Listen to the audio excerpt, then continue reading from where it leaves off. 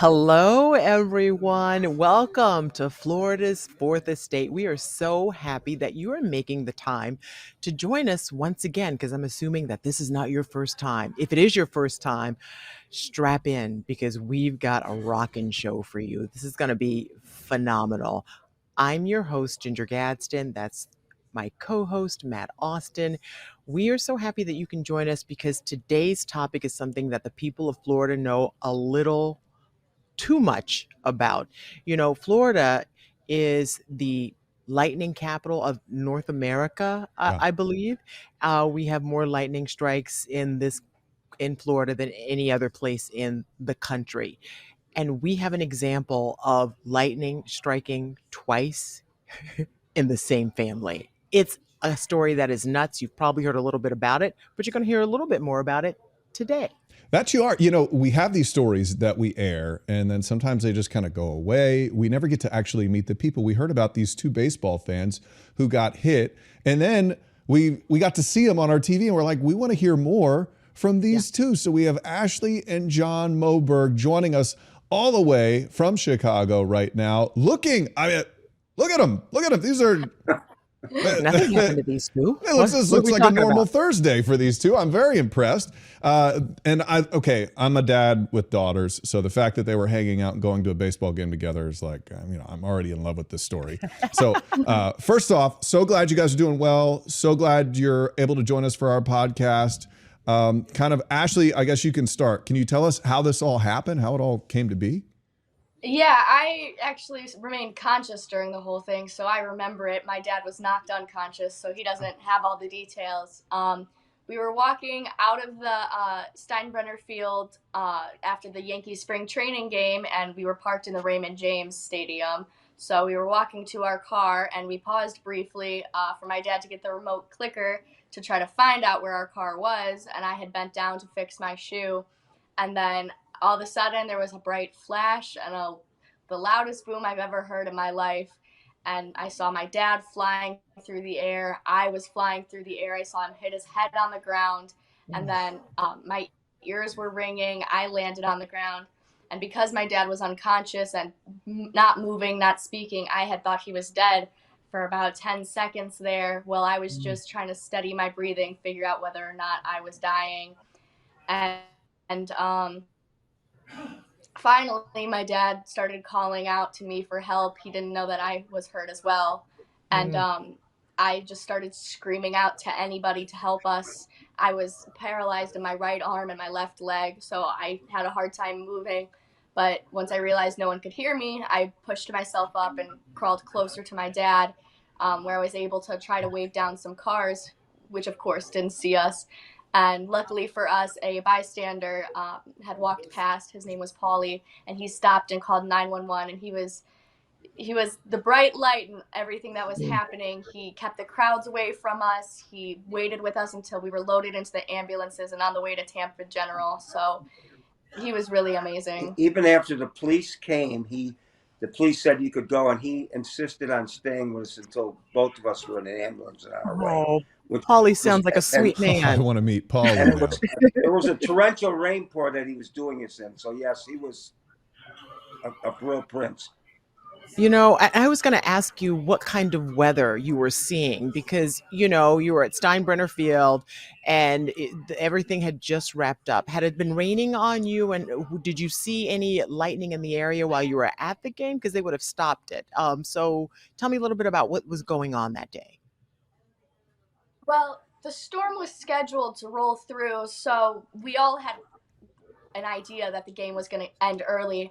But my dad and I have sat through so many rainstorms for a baseball game. We wear our rain ponchos and we wait out the rain to see if they restart the game. So we were prepared to do that. We were wearing our rain ponchos, and they ushered us out of the stands and under the roofs of the souvenir shop to keep us safe. And eventually the game was officially called. So it started off just drizzling. It was actually at the beginning of the game so hot we were sweating and burning our sunburn from previous days.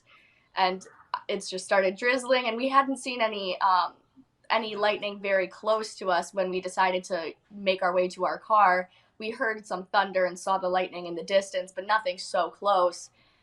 So we figured we could make it to our car, except we were disoriented by how heavy the rain was and couldn't Mm. exactly figure out where we parked. It, Um, and it was the wind had the rain almost horizontal. It Wow. was so windy and so rainy, and I guess everybody in the parking lot had saw the lightning strike in the parking lot, and just nobody knew that people were injured. we Mm. were running from tree to tree, not so much to be under a tree, but because of the horizontal effect of the rain, we were hoping that we could um, hide from the rain a little, the horizontal pounding of the rain a little bit. But it was a strange experience, and I did not realize we were hit by lightning. The lightning actually was at my back, and I all I felt was like a dream. I knew I was falling on my face, and I couldn't do anything about it. Then I was unconscious, and I woke up with my face in the mud and unable to move at all. I was 100% frozen, and I didn't know Ashley had got hit. And after a while, I was able to roll over, and she told me what happened. So that was probably the scariest part from my point of view, is just the helplessness, not being able to do anything. I've been in accidents, you get in different little crises, but you're always able to do something to modify it. And I was totally unable to do anything to move myself. And to be clear, running under the trees was his idea, not mine. Okay, You're that's never what. going to hear the end of that one. Yeah, you're going to be hearing for that one for a while there, John. I've heard So that that's what I 100 was times. wondering. Like, I was picturing a parking lot where you two are the tallest things in the parking lot, because I'm always trying to reason, like, how out of every piece of this area do these two people get? So my two questions are: when it happened, were you under a tree and it maybe hit a tree and like kind of spread to you? Were you guys super close together? Like, how did all that go down? So between our injuries, and we actually went back to the parking lot where it happened after we were released from the hospital. I wanted to find the necklace that melted off of me and burned through my neck. We went back and we kind of configured a good theory of what we think happened. And I was standing a few feet away from my dad. I was actually closer to the tree when it happened, and I was blasted out of my shoes about 6 feet away from where I was originally standing. My dad ended up about 3 feet or so from where he was standing. He didn't go flying as much as was pushed straight down with incredible force. Um, and I was crouched down, so I guess I just had the angle to launch. But we figured that the lightning had struck to my right side, which would be further away from my dad, where his back was facing to, hit the ground, not the tree, because the tree didn't have any burns at the top of it or on the trunk. Just it soaked up a little bit from the electricity of the ground, and we were standing in about a half inch of water. It had puddled up so much from the rain, and we were drenched.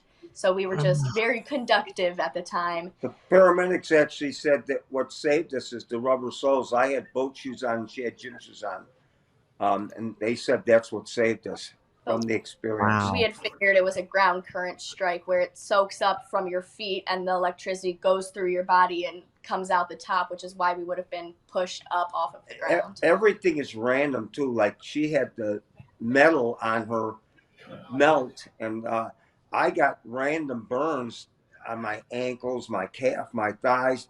Just there's no logic why it just kind of skips to different parts of your body, and uh, you wonder how it happens like it does.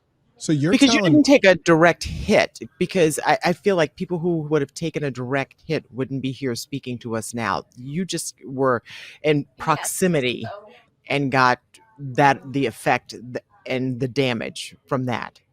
We believe it hit the ground just a few feet away from us. Yes. I've actually done a lot of research on lightning prior to this happening. I guess that makes me a good candidate to get hit. But It's a little so too much a research. a direct hit, the lightning bolt usually leaves an entry and exit wound similar to the way a bullet would, which has only a 10% chance of, or a 50% chance of survival.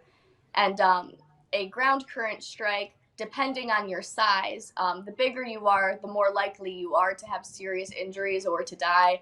Um, but because I'm smaller and was crouched down to the ground, I actually had less injuries than my dad did. But the ground current strike, aside from a direct hit, is the most lethal. So you're telling me you're bending down to tie your shoes. Lightning, you think, hits the ground, shoots you out of your shoes, like your shoes were still in the same area where the lightning hit you, knocks you 6 feet away, and Yes. your dad gets driven about 3 feet away. Like she was picked up and dropped away without her shoes. What are you made out of? How are you okay? How's that? I've gotten my dad's immortality gene. They've tried to kill him several times over, and he's too stubborn, so I've inherited that. Good. I mean, we were really out of it for a short period of time, but for 10 minutes you're worried about even surviving. And what's is seconds seems like minutes and minutes longer yet, because your whole perception is your thoughts are running through your mind and everything. But shortly after we got to the hospital, we knew we were going to be okay. And then it was just an incredible experience of the humanity that reached out to us. People were just incredibly hospitable, just reaching out to us through our phones, through the internet, the hospital itself. It was just unbelievable. Even when we went back to pick up our car, which was left in the parking lot, and all the attendants are there preparing the parking lot for the next day's game, and every one of them was running up to us, saying, "How are you?" There must have been 20 attendants that were running up to us and asking us how we were doing and what happened and everything. Just an unbelievable experience. And actually talking about it so much has kind of been a way to detach a little from it. It feels more like telling a story than experiencing one. But the other day here in Chicago, it was raining, and it was raining throughout the night and into the morning, and we went to go outside and open our door. I was letting my dog out. My dad was trying to get the mail, and we actually had this eerie feeling, this creepy, frozen feeling because of the rain and the overcastness, that it just brought us right back. It creates the image back of being there under the tree. It's almost a little bit of PTSD, if you will, and that is completely understandable, I think, for people who had been hit by lightning. Yeah, you have to feel like this will change you somehow. Like, I hopefully not physically. I hope you guys fully recover from this, but I feel like even mentally and emotionally, like you might have some things to work through after a situation like this. Do you think that's true? We're just trying to get back to normal, but a little bit, yes. I mean, other than I've got a broken cheekbone and some burns, and Ashley's got the burn from her necklace, physically we're pretty fine right now. The thing that's actually, as Ashley said, we've told the story so much. Every one of our friends, everybody wants us to go in detail. What happened? What did it feel like? So you're right. You get kind of detached because you've told the story probably 1,000 times by now. Sure. Actually, my dad doesn't really believe in something stopping you from doing what you have to do. So when he saw the rain after he got over the creepy feeling, he threw on a jacket and went right outside to get the mail anyway. He's actually been back to work since it happened. So he doesn't believe in being held back. Okay. Mr. John's made of different stock. Here's the thing that's getting me about this story, and maybe it's because of my own personal bias, but you two are adorable. Okay. Why? Okay, you seem very close. I love that you're like far from home. You're 20 years old. You could easily be like somewhere with your friends. You're with your dad watching a baseball game, trying to ride it out. You talk about him like he's an amazing guy, which he certainly seems that way, and you would know more than anybody. As a guy with daughters, like, how does this happen? How does this relationship, like, tell us more about you two and your You're counseling bond. Matt now. Yes. How do I do this? How do I make this happen? We've just always been close. When I was a baby, I wouldn't sleep unless my dad was walking me up and down the hallway, and I always, when I would have a bad dream, come and find him. I knew he was invincible, so I knew he'd always be able to protect me. And we just, between our late night ice cream cravings and our baseball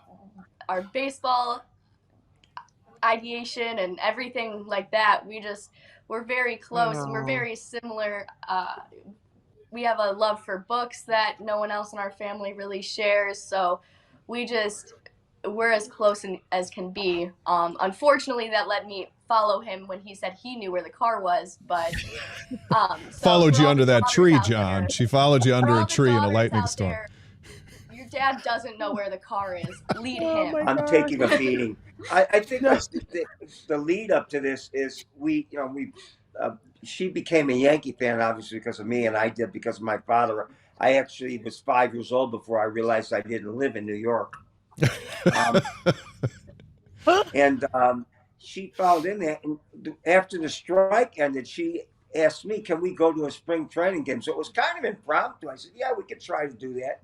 And we just kind of put together this vacation and incorporate going to Disneyland and some other things, but primarily to go to Yankee spring training games really quickly. So it was just on a whim at the end of the baseball strike.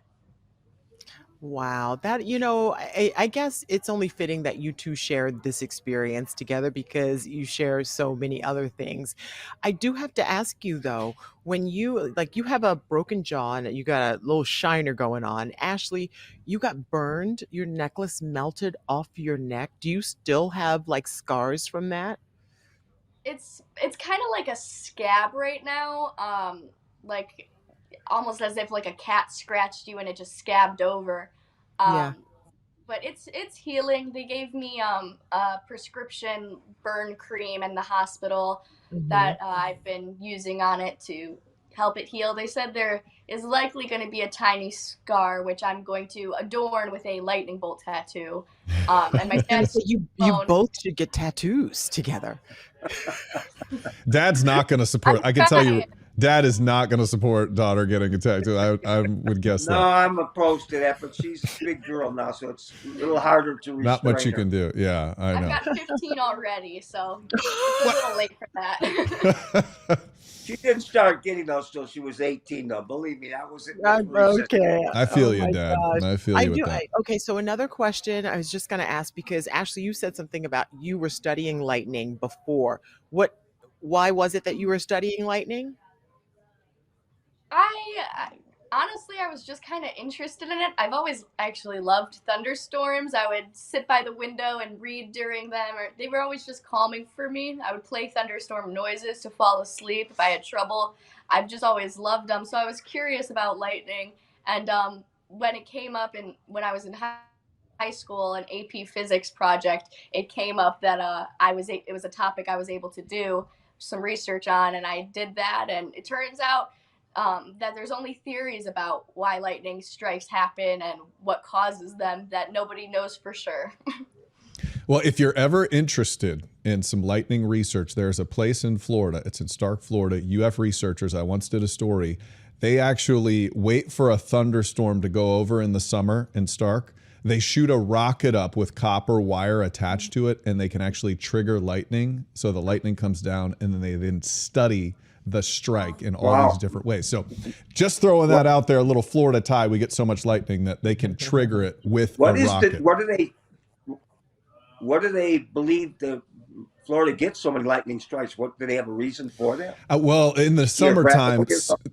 sea breezes collide in the middle. If you ever come to Florida in the summer, every afternoon, it just 4 o'clock. creates this like, nasty soup of storms. And because there are so many storms, we get tons of lightning around here, specifically in the summertime. You guys were lucky in the fact that it wasn't even in the summer. You didn't even have to wait till the summertime to get a crazy lightning storm. So Yeah, we didn't hear it was the lightning capital of the world until after the fact. Yeah. Just of North America. I think someplace in Africa it gets even more lightning strikes than we do here in Florida. We don't even want that title. I'm sad that you guys were struck by lightning, and but happy that you are okay, and so glad to see the two of you because Matt was right. You two are adorbs. keep it going. Right now, I have a 14-year-old daughter who thinks I'm the most embarrassing creature this world has ever seen. So there is hope for my future. Oh, well, dads usually are. That's the truth. No, we have some common interests, and so we do a lot of things together. Like she said, she'll come up to me and ask me for ice cream at 10 o'clock at night, and we'll be searching for. Oh my gosh, I just But love it. John, yeah, Snacks, you so guys are we gonna have some come. You're gonna come common back to traits Florida, that though, right? bind You're us gonna even come back. more. Take this picture. oh, I think we're cutting out a little bit. Oh no, yeah, John yeah, and yeah. Ashley, the We internet's definitely will finally be giving coming out back on for us. spring training next year, but Oh. it kind of cut our trip. No. We will definitely be back. We want to finish the trip to Disney, so we'll be back. We will see. Oh. Hey, we're in Orlando. We would love to see Yeah. you guys. Thank you so much Oh, that's for joining great. us for Florida's Fourth Right, Estate. thank you. John and Take Ashley, care. you guys are amazing. So adorable. Glad you're okay. Come back Yeah. and see Thank us. you Thank again. you. Bye, Thank guys. you. Bye.